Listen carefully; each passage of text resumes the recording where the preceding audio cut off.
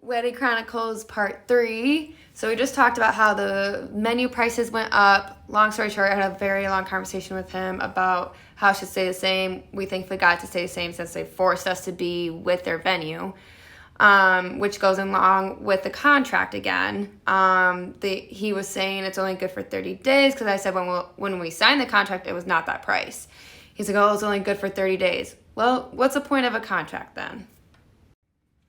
So our venue was originally in a beautiful barn for the reception, and the ceremony was outside, very close.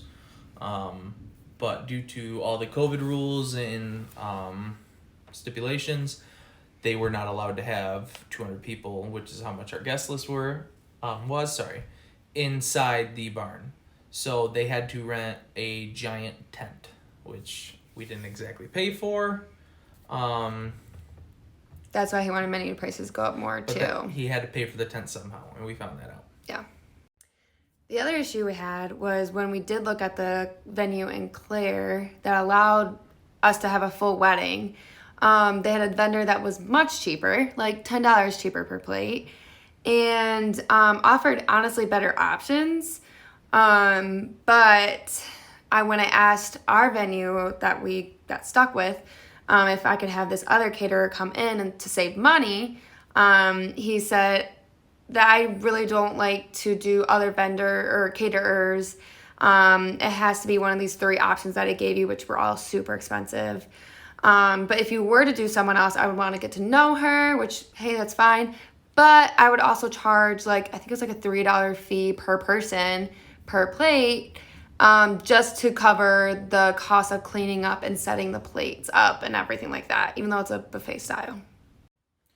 So basically, after all the the shit show and the mess that we had to deal with, the state of Michigan finally opened up everything.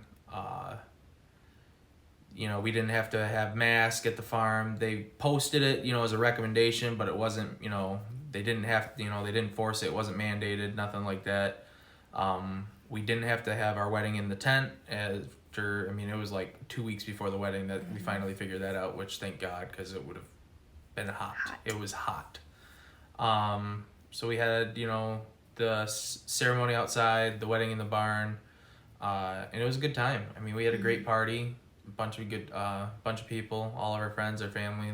Everything ended up good with them, but it was just, we went through a lot of drama before that. Yeah. Lots.